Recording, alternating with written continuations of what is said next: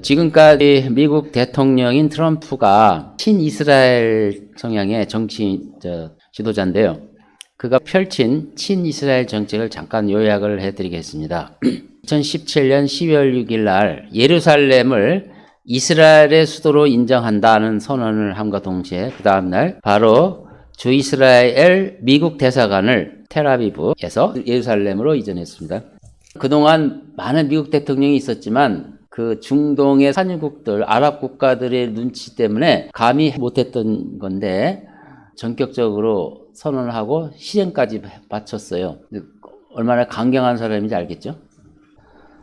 그 다음에 2018년 5월 8일은 오바마하고 맺어진 이란 핵 협정을 일방적으로 탈퇴한다고 선언을 했어요. 예, 여러분도 아실 겁니다.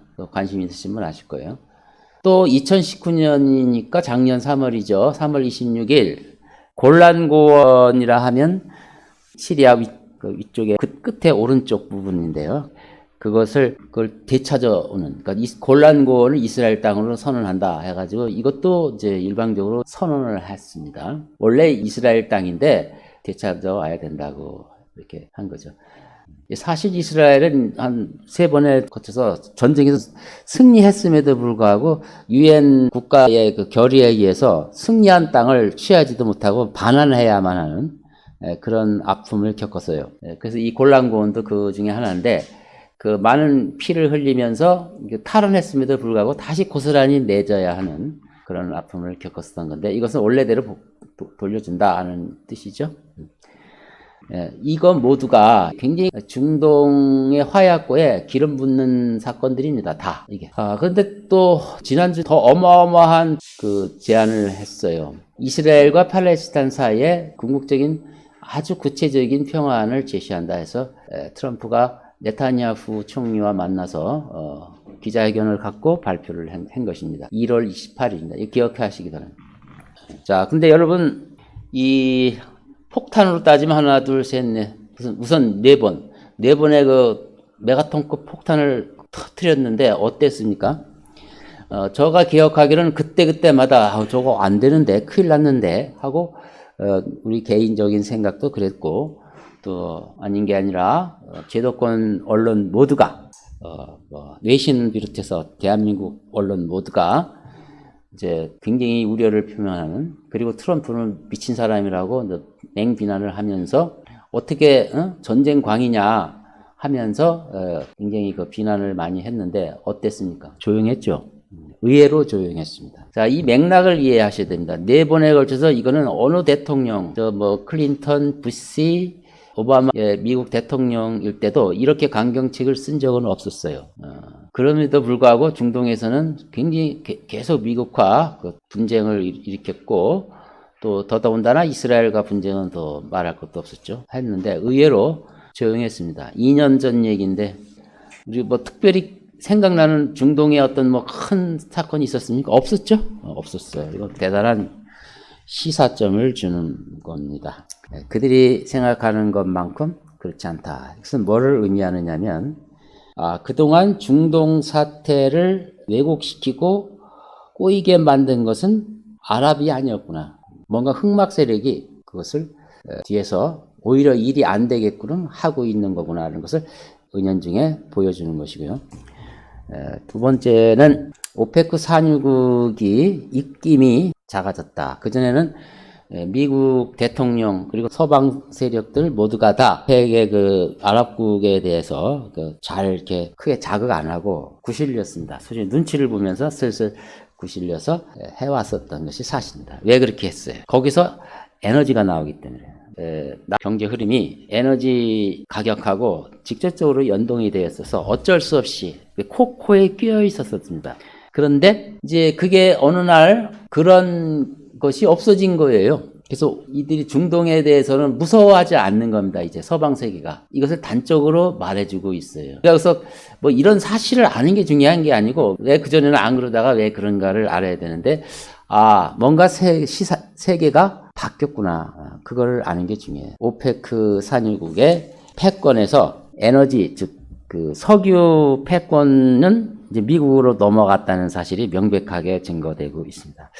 세상은요, 정말 야비할 만큼 냉정합니다. 국제 정세는 정말 피와 눈물이 없는 거예요. 힘의 논리로 이루어지고 있는데, 결국 미국이 석유 수입국에서 세일가스 혁명을 통해서 석유 수출국으로 바뀌면서 동시에 그 나라는 가장 강력한 군대를 갖고 있기 때문에 힘이 다 실린 거예요. 힘이 다 실려가지고 이 트럼프가 이렇게 한 거지. 트럼프가 결코 미친놈이라 이렇게 한 게 아닙니다. 이건 다 맥락이 있어서 그렇게 한 거죠. 그래서 기왕에 한번 보려면 정확하게 보자는 거죠. 정확하게 그 맥락을 보고 파악을 하자는 겁니다. 그래서 패권은 이미 미국으로 넘어가는 것입니다. 트럼프 개인의 성향과는 전혀 상관없는 일이죠. 그러니까 이런 맥락 속에서 다섯 번째 이거는 나왔는데 왜 이 맥락을 얘기하고 이걸 얘기하느냐면 이것도 별 큰 잡음 없이 통과될 확률이 크다는 뜻입니다. 통과될 확률이 크기 때문에 내용이 우리에게 매우 큰 의미를 주고 있다. 그런 내용입니다. 그래서 이제 아까 말씀드려서 1월 28일 날 그걸 발표했고요. 또 기자회견도 갖고 뭐 어떤 내용입니다. 주요 내용을 간략하게 요약해서 말씀드리면 이 평화는 전부 그 다운받아서 볼 수가 있어요. 근데 전부 영문으로 되어 있기 때문에 요약해서 말씀드립니다. 거기 안에는 실행도 해버렸지만 이 평화 안에 집어넣었어요. 아주 공식화한 거죠. 예루살렘은 이스라엘의 영원한 수도다. 이제 더 이상 예루살렘을 이렇게 찢어밟지 마라. 지금도 다 나눠져 있거든요. 내부로 나눠져 있어요. 이거를 이제 통합을 해버린다. 해가지고 이스라엘 영원한 수도가 되도록 선언을 했고요. 이스라엘과 같이 살았던 팔레스타인 주민들이 있어요. 팔레스타인들도 명실공히 국가를 수립시키기 위한 구체적인 계획안을 넣어놨습니다. 팔레스타인도 이제 더 이상 하마스나 뭐 지하드 같은 테러리스트들에 휘둘리지 말고 주권을 가지고 자유와 번영을 누려라 하는 내용이 들어있습니다. 서로 상생과 협력, 번영 이를 위한 구체적인 계획안입니다.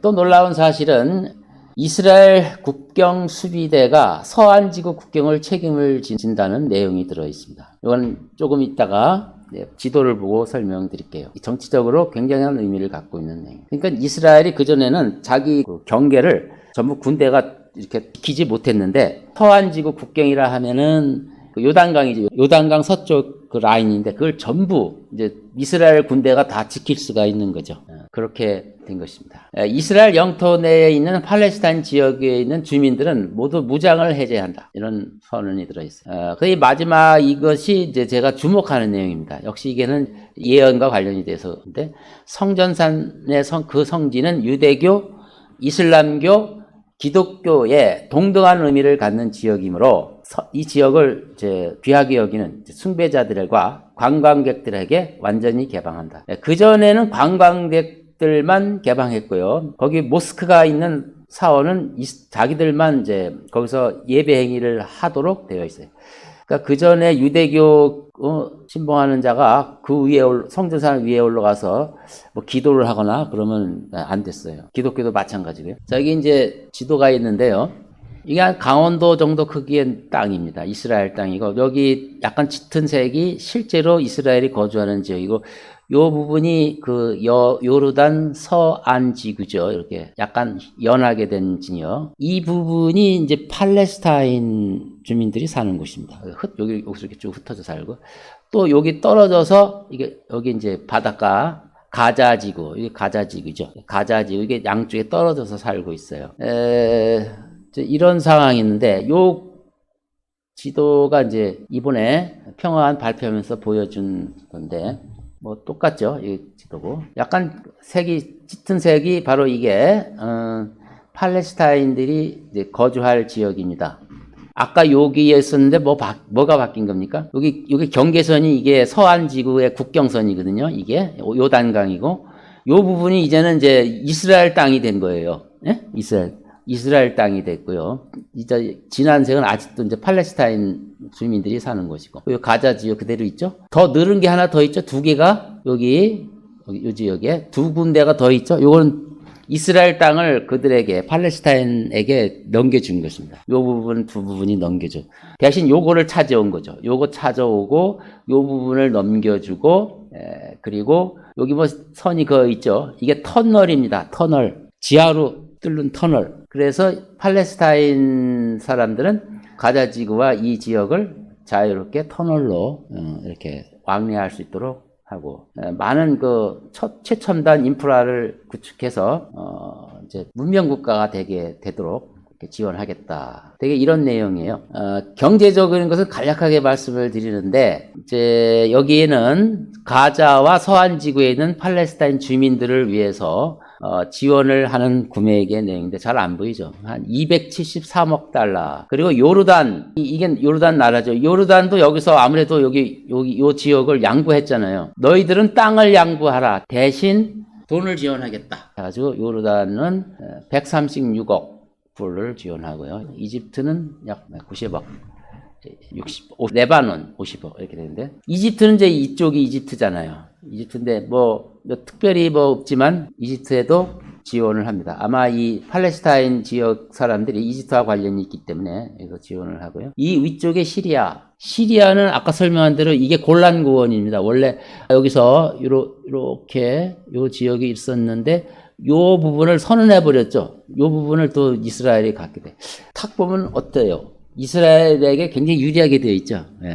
분명한 사실입니다. 이스라엘에게 유리하게 되는데, 이스라엘의 입장은 그동안 억울했던 거죠. 이것도 다 전쟁에서 뺏었던 거고, 이것도 다 전쟁에서 뺏은 거고, 이거 다 전쟁에서 뺏었는데 도로 냈어요. 유엔에서 결의를 하는 사람 말에 도로 낸 거기 때문에 그들의 입장에서는 내가 의당 가져야 될 걸 가진 거니까 우리도 특히 얻은 거 없다 이렇게 얘기를 해요. 어쨌든 지금 이 상황에서는 상당히 이스라엘을 위해서 많이 한 그런 안인 것은 분명합니다. 그리고 이 경제 지원도 총괄 500억 달러. 이게 강원도 정도라면 이 팔레스타인은 어느 정도 될까요?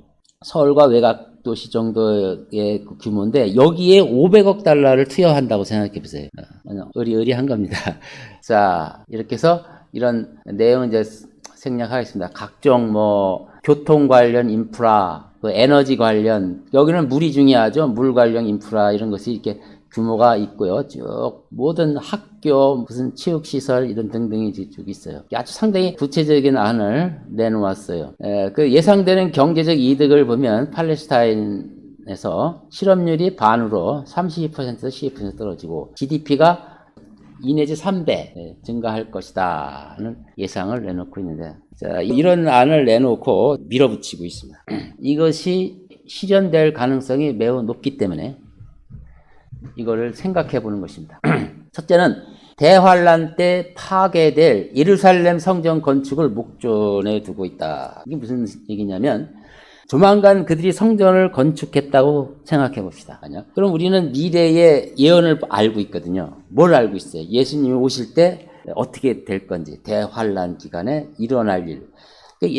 마태복음 24장에 그런 내용들이 있는데 그 성전이 파괴된다는 얘기가 나와요. 그런 것은 바로 이들이 세우려고 하는 그 성전이 파괴될 거라는 내용이죠. 이 제3성전이라고 하는데 이것은 주님이 공중재림과 대환란을 예고하고 있습니다. 또 구약 선지서에 예언된 성전 건축과 천년 왕국 수립이 성경적임을 확인할 수 있는 근거가 된다는 거죠. 자, 우선 중동에 일어나는 문제이기 때문에 아브라함에게 약속한 물리적인 땅의 규모가 어느 정도인지 살펴보겠습니다. 창세기 15장에 이게 나와 있는데, 그날에 주께서 아브라함에게 언약을 세워 말씀하시기를 내가 이 땅을 이집트 강에서부터 나일강이잖아요. 나일강에서 큰 강 유프라테스까지 네시에게 주었다. 그래서 하나님이 그때 BC 2000년인가요? 거기서 이미 그 땅을 하나님이 약속을 했어요.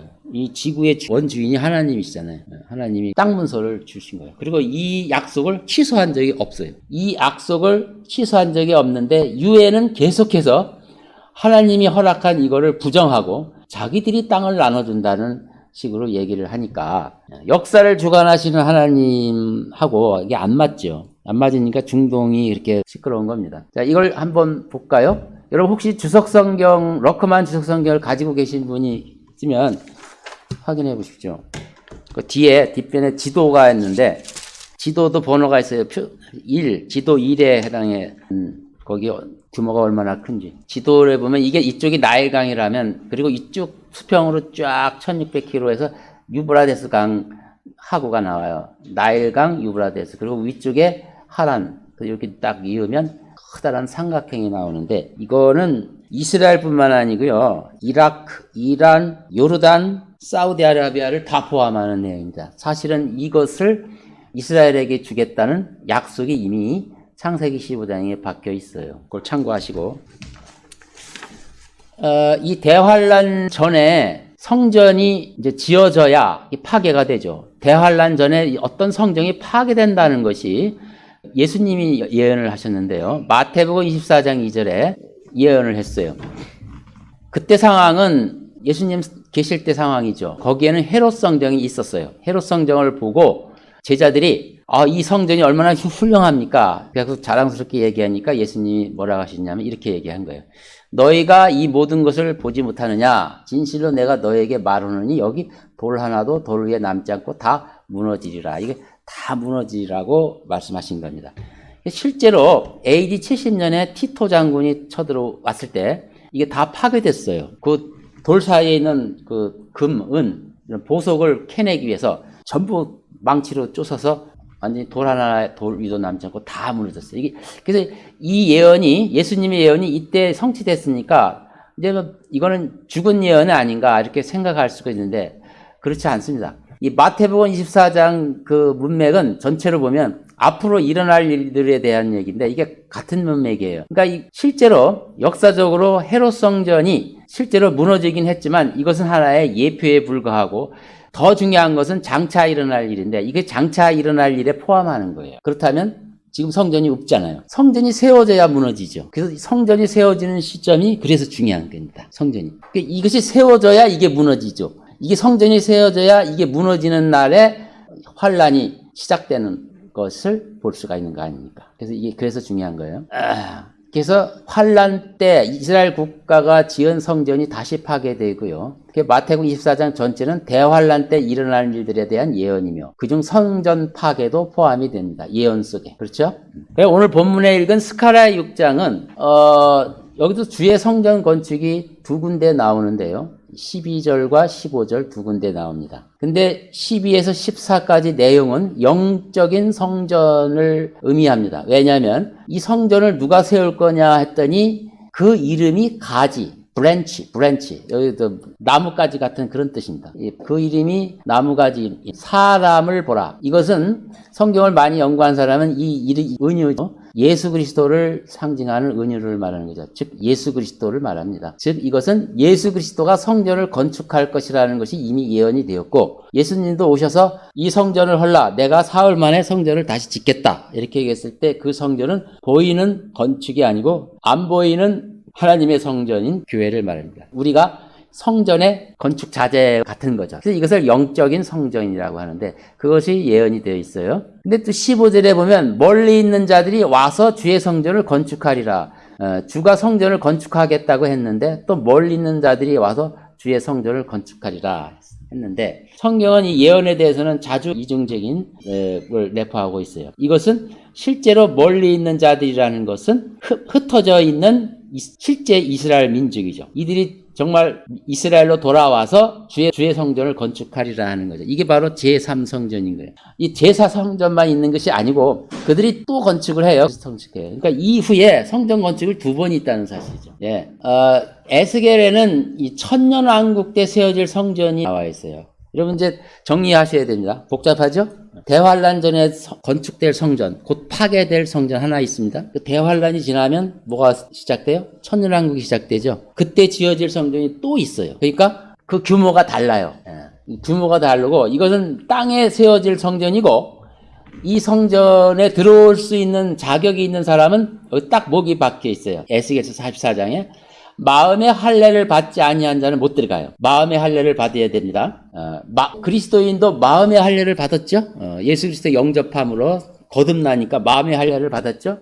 그 대환란을 통과한 유대인 이스라엘 민족도 마음의 할례를 받습니다. 왜냐하면 예레미야서에서 그 예언을 했죠. 이제는 너희 율법을 마음에다 놓고 마음의 할례를 받아야 된다고 말씀하셨기 때문에 그들도 마음의 할례를 받아요. 교회도 마음의 할례를 받아요. 근데 또 하나가 더 있죠. 몸에도 할례를 받지 아니한 그리스도인들은 몸에는 할례를 받지 않습니다. 이것이 의무사항이 아니에요. 그러니까 여기서 탈락이 되는 거죠. 그럼 누구겠습니까? 여기에 해당되는 존재는 유대인밖에 없어요. 대환란을 통과해서 은혜를 받은 유대인입니다. 타국인은 내 성소에 들어오지 못하리라. 이 말씀을 영적으로 해석할 수가 없어요. 이거는 그대로 일어날 미래의 사건이거든요. 그래서 에스겔서에서 나오는 44장에서 48장까지 나오는 모든 성전은 천연왕국 때 문자적으로 이 지상에 세워질 성전을 말합니다. 여기는 이제 레위인들이 와서 성소 책무를 할 건데 레위인들도 다 와서 그 일을 하지 못하고 오직 사독의 아들들만 그들의 후손들만 이 직분을 행합니다. 왜? 그 전에 요시야 왕 때 레위인들이 매우 타락을 했습니다. 이제 천년왕국 때는 이들은 자격이 안 돼요. 사독의 아들들만 제사장직을 하게 되고 이들은 뭐 쫓겨나는 게 아니고 그 보조 역할만 합니다. 나머지들은 이들이 주 역할을 하는 거죠. 이 천년왕국 때 일어날 일들을 소개한 것입니다. 마지막으로 이 성전에 제물을 드리고 제사를 드릴 때는 많은 거 준비해야 하는 구역이 필요해요. 이 땅의 거룩한 구역은 주께 예물로 드릴지니라 해서 그 제물을 드리고 제사 드릴 필요한 구역이 있는데 이게 상당히 넓어요. 예물 드릴 지역이 방대합니다. 여기 이제 구체적으로 25,000 리드라고 했는데 상당히 넓은 지역입니다. 천년왕국 때는 그러므로 이 성전의 규모는 매우 방대하다는 사실을 알 수가 있습니다. 결론을 내리면 자, 2차 세계대전 이후 최대의 격동기를 맞이하고 있습니다. 우리가 사는 이 현실이 그렇습니다. 단지 이스라엘의 그 성전 문제만 제가 설명했지만 여러 가지로 제가 설명드릴 얘기도 많습니다. 다음 기회가 있으면 왜 오늘날이 격동기인지를 설명해 드리겠는데 이거는 부인할 수 없는 사실입니다. 지금이야말로 가장 위험하고 정말 힘과 힘이 부딪히는 그런 시대입니다. 그걸 간단하게 설명을 드리면 양진영의 엄청난 싸움이 일어나고 있는데 대한민국만 편합니다. 대한민국만. 첫째는 국제사회주의자. 오전에도 얘기했듯이 글로벌리스트들입니다. 러크만 목사님은 그들을 국제사회주의자라고 하셨습니다. 그 배후는 사탄이 있는 것이고 이들은 실제로 사탄을 경배합니다. 나는 그런 유튜브도 다 가지고 있는데 이들의 그 수뇌부들은 바티칸 지하에 가서 사탄 경배를 실제로 합니다. 그 영상이나 그 사진도 제가 언제 다 보여드릴 겁니다. 이것이 흑막 세력인데 이들이 지금 모든 세계를 전쟁을 일으키고 무슨 분란을 일으키고 경제 공황을 일으키고 이렇게 합니다. 근데 거기에 반기를 들인 그 미국의 보수주의 진영은 오랫동안 준비해온 것입니다. 이 미국 이 보수주의 팀들이 상당히 규모가 큰데 오랫동안 준비해가지고 이들과 맞서서 싸우고 있는데 지금 3년이 됐는데 저는 이 세력하고 이게 싸워가지고 되겠나 거의 기대를 안 했는데 의외로 선전을 하고 있습니다. 의외로 선전을 해서 오히려 이 국제사회주의자들이 지금 힘을 못 쓰고 있는 것을 목격하고 있습니다.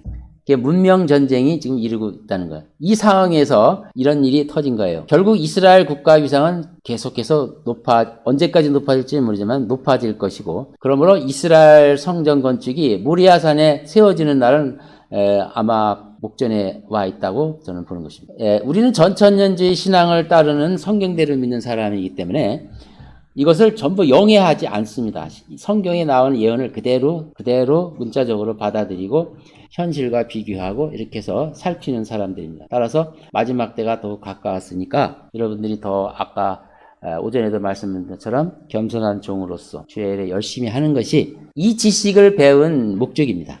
이걸 알았다면 교만하지 말고 겸손하게 주의 일을 내 삶 속에서 하라, 그런 뜻이죠. 여기까지.